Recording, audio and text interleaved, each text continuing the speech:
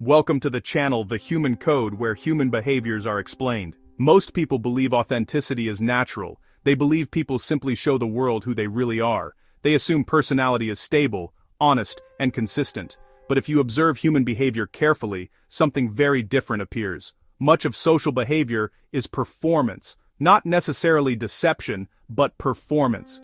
People constantly adjust how they present themselves depending on where they are, who they are with, and what they believe others expect from them. At work, they behave one way. With family, they behave another way. With strangers, they behave differently again. On social media, they may become an entirely different version of themselves. This shifting of identity is not accidental. It is deeply rooted in human psychology. Human beings evolved in groups. For most of human history, survival depended on acceptance by the tribe. Belonging meant protection, food, cooperation, and security. Rejection meant danger. Isolation meant vulnerability. So the brain developed an extremely strong motivation to maintain social approval. This instinct still shapes modern behavior.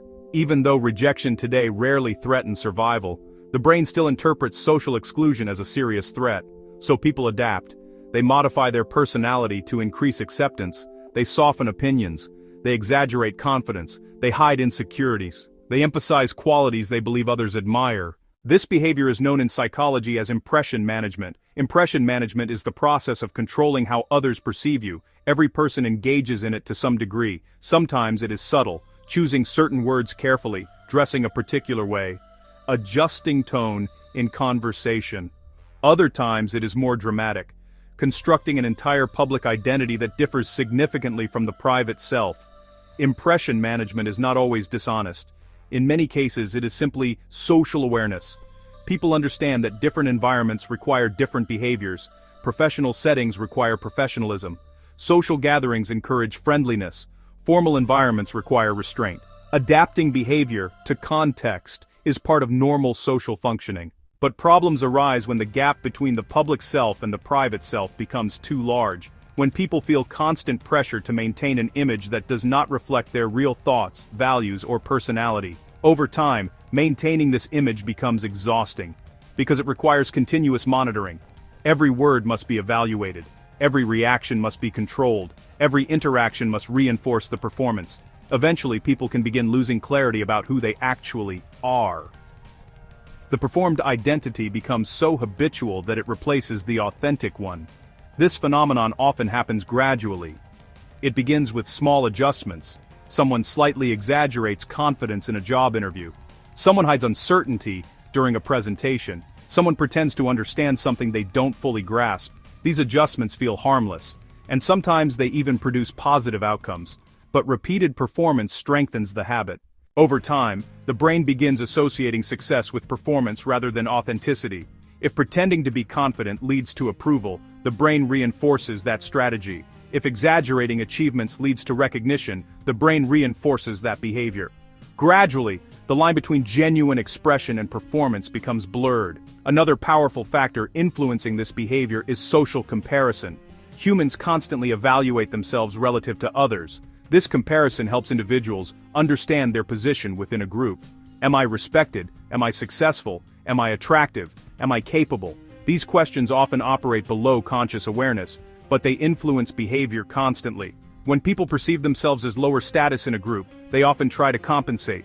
They may exaggerate accomplishments. They may adopt attitudes they believe appear more impressive.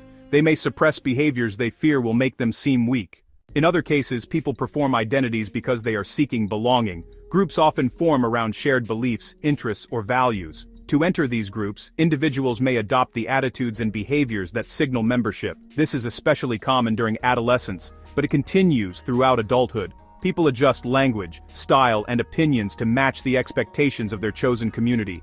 In extreme cases, individuals may completely reshape their identity to gain acceptance, but perhaps the most powerful reason people pretend to be someone they're not is fear. Fear of rejection, fear of judgment, fear of appearing inadequate, fear of being misunderstood, fear of losing opportunities. These fears are deeply human. Everyone experiences them, and when these fears become strong enough, authenticity can feel risky.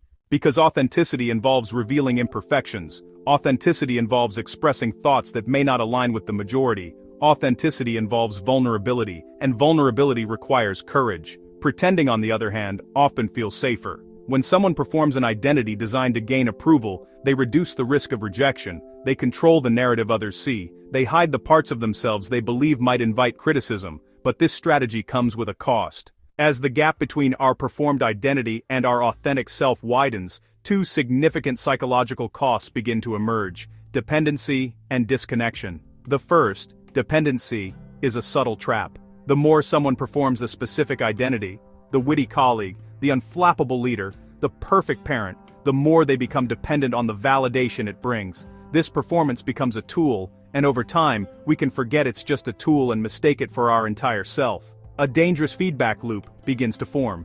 The persona receives praise, which reinforces the behavior, which strengthens the persona. Soon, the performance is no longer a choice. It feels like a necessity for survival. This creates a deep-seated fear.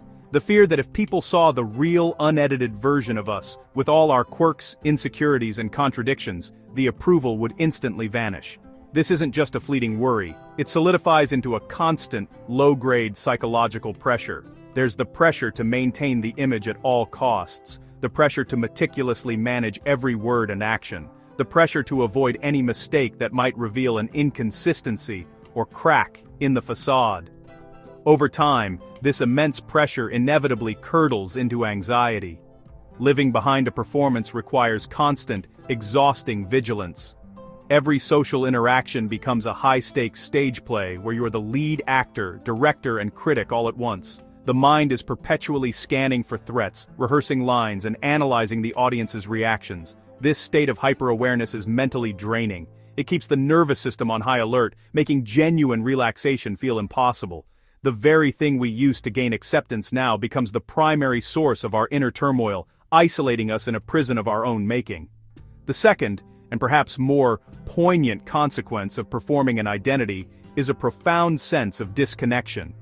When we consistently interact with others through a constructed persona, the connections we form are, by their very nature, incomplete. They are connections with a representative, not with the person behind it.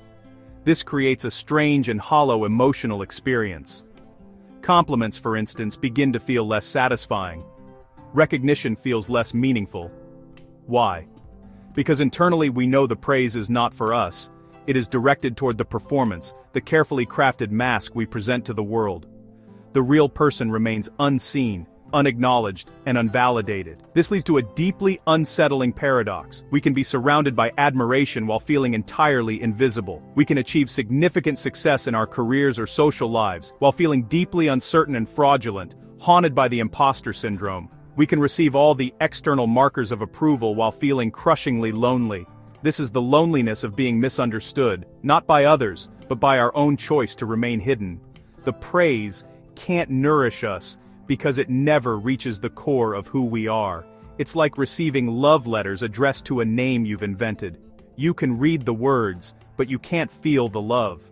This emotional void can be incredibly confusing, leaving a person feeling empty and isolated, even when they are, by all outward appearances, at the center of it all. Authenticity changes this dynamic. When people express themselves honestly, the connections they form become more stable, because the relationships are built on real information rather than performance. Authenticity does not guarantee universal approval. In fact, authenticity often produces disagreement, but the approval that remains tends to be deeper, because it is based on the real person, not the constructed version. Another interesting psychological observation is that people often respect authenticity more than perfection. Perfect performances can appear artificial, flawless presentation can feel distant, but authentic behavior signals honesty, and honesty builds trust. Trust is the foundation of meaningful relationships. However, authenticity does not mean revealing every thought without filter. Social awareness still matters. Healthy authenticity balances honesty with empathy. It involves expressing genuine perspectives while remaining respectful of others. The goal is not to eliminate impression management entirely. Some level of social adjustment is natural and necessary. The goal is to reduce the gap between the public self and the private self. When these two identities align more closely, life becomes simpler. Conversations require less calculation.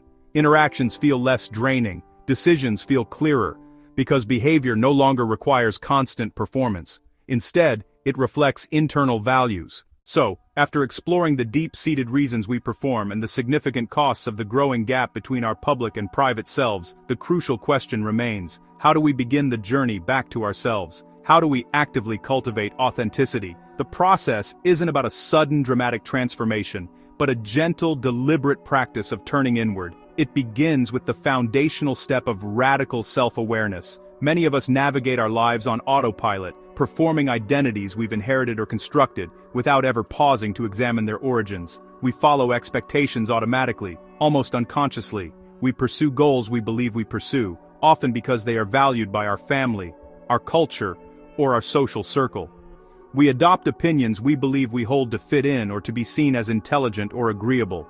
This is the path of least resistance, but it often leads us far from who we truly are. Authentic living requires a conscious disruption of this pattern. It demands that we pause and question these deeply ingrained assumptions. This is the first practical step: conducting a personal self-audit. Set aside quiet time, perhaps with a journal, and ask yourself a series of probing questions. Start with your beliefs. What do I actually believe? Separate from what I've been told to believe. Explore your values. What principles are genuinely most important to me? Is it kindness, creativity, security, adventure? Then, consider your identity. What kind of person do I truly want to be when no one is watching or judging?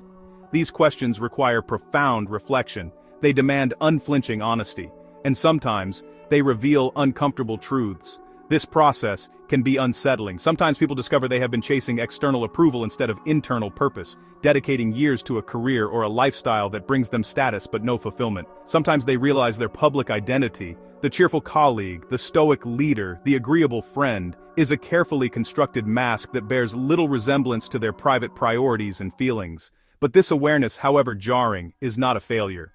It is a powerful opportunity. It is the moment you reclaim your agency.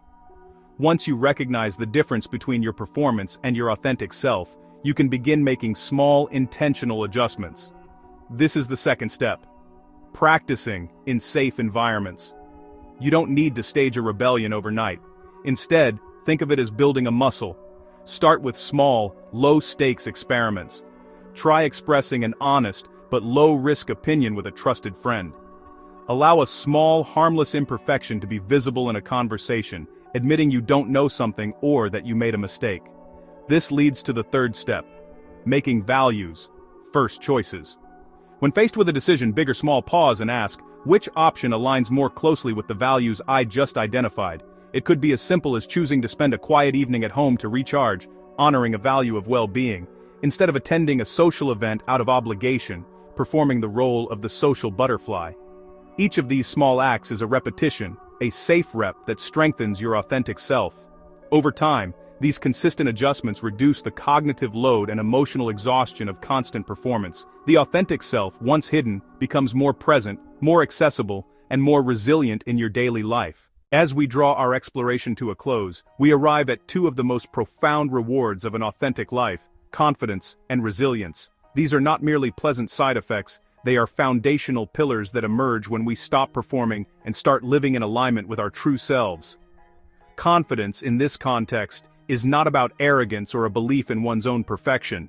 Instead, it is a quiet, internal security, a deep-seated trust in our own values, judgment, and worth. This form of confidence plays a pivotal role in fostering authenticity. When you trust your own internal compass, the relentless pressure to imitate others begins to fade. You no longer feel the need to borrow opinions, adopt personas, or chase trends that feel misaligned with who you are. Your sense of self becomes an anchor, holding you steady in a sea of external expectations. This internal security fundamentally changes how you interact with the world. For instance, people who are confident in their values are comfortable expressing disagreement, not as an act of aggression, but as a respectful statement of their own perspective. They can say, "I see it differently," without fearing that the disagreement will sever the connection. They understand that true connection is built on honesty, not on unanimous agreement. Similarly, they are comfortable acknowledging uncertainty. In a world that often rewards feigned certainty, admitting "I don't know" can feel like a weakness. But for the authentically confident person, it is a sign of intellectual honesty and strength. It opens the door to curiosity, learning, and collaboration, rather than closing it with a facade of knowledge. Perhaps most importantly, they are comfortable being imperfect. The performance of perfection is exhausting. It requires constant vigilance, a fear of being found out, and a brittle ego that shatters at the first sign of a flaw. True confidence allows for self-compassion. It accepts that mistakes are part of growth, that weaknesses are human, and that striving for excellence is different from demanding flawlessness. This acceptance liberates an enormous amount of mental and emotional energy. Ultimately, this deep-seated confidence reduces the need for performance. Why? Because when someone feels secure internally, external approval becomes less critical. It shifts from being the primary fuel source to a pleasant but non-essential bonus. This does not mean approval becomes irrelevant, or that we become indifferent to the feelings of others. Humans are social creatures, and we will always value connection, belonging, and the warmth of being accepted. But a crucial shift occurs. Approval stops controlling behavior. It no longer dictates your choices, your words, or your identity. You are free to act from a place of integrity, not from a place of need. This newfound stability naturally cultivates another essential quality: resilience. Authenticity is, in many ways, a form of psychological armor. When your identity is built on the fragile scaffolding of performance, on a carefully curated image, a specific job title, or the constant praise of others, any form of criticism can feel devastating. It's not just feedback, it's a direct attack on the very foundation of your perceived self. Because criticism threatens the image being maintained, the ego's defenses go into overdrive, leading to denial, anger, or shame. But when your identity is built on a foundation of honest self-understanding, the entire dynamic changes. Criticism is no longer a personal threat, it becomes simply information. It is data that can be observed, analyzed, and sorted. An authentic individual can stand back from the feedback and evaluate it with a sense of calm detachment. They can ask themselves, is there truth in this? Is this useful for my growth? Or is this a reflection of the other person's own biases and projections? This allows them to accept useful insights with gratitude, even if they are difficult to hear. They can see feedback not as an indictment of their worth, but as a gift that can help them improve. At the same time, they can more easily identify and ignore unfair judgments. They recognize when criticism is unfounded or malicious, and they can let it go without allowing it to penetrate their core sense of self. This is possible because their identity does not depend entirely on others' opinions. Their self-worth is not up for daily negotiation based on external validation. It is anchored in their values, their experiences, and their commitment to living honestly. This creates a robust psychological immune system. Setbacks are still painful, and failures still sting, but they no longer have the power to shatter one's identity. Instead, they become opportunities for learning, for recalibration, and for deepening self-awareness. Resilience, then, is the ability to bend without breaking, to learn from adversity, and to continue moving forward with your integrity intact. Ultimately, the journey toward authenticity is not about dramatic declarations of individuality or a rebellious rejection of social norms. It is a quieter, more profound process. It is about alignment, the alignment between what you truly believe, how you choose to behave, and how you present yourself to the world. When these three fundamental elements of your existence begin to harmonize, life becomes less complicated, the internal friction subsides, you spend less energy managing impressions, constantly calculating how you will be perceived.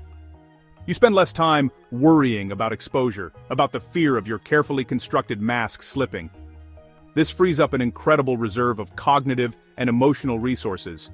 And with that newfound energy, you can spend more time focusing on what truly matters. Your meaningful goals, your passions, and your purpose. The connections you build also transform. They become more genuine, more resonant, and more durable. Because people are interacting with the real person, not the performance. They are connecting with your actual thoughts, your true feelings, and your authentic character. This is the basis of real intimacy and trust. Of course, pretending to be someone else may provide short-term advantages. It may create quick approval in a new social group. It may open certain doors in a corporate environment where a specific persona is rewarded. But long-term fulfillment, the kind that sustains you through life's challenges, usually requires something different. It requires a radical honesty with yourself. Honesty about your strengths, without arrogance. Honesty about your weaknesses, without shame. And most importantly, honesty about your core values, the principles you are unwilling to compromise. because the most stable identity is the one that does not require constant maintenance. It is not a fragile facade that needs to be guarded and repaired. It simply exists, integrated and whole, and when a person reaches that point of inner alignment, something interesting happens. They become easier to trust, because their words and actions are consistent. They become easier to understand, because they are not hiding behind a complex web of personas, and they become easier to respect, not because they are perfect, far from it. They are respected because they are real. And in a world full of performance, of curated feeds and public relations, a real, unfiltered human presence is surprisingly rare. It has a gravity and a weight that cuts through the noise, which is why, in the end, authenticity often becomes one of the most powerful and sustainable forms of influence a person can possess. It is the quiet confidence of being simply yourself. Thanks for being here. If this resonated, tap like. It helps the channel reach more curious minds. Share your takeaway in the comments. What's one small act of authenticity you'll try this week? Subscribe for more psychology-backed tools. Hit the bell so you don't miss new episodes. Small steps, steady alignment. See you next time.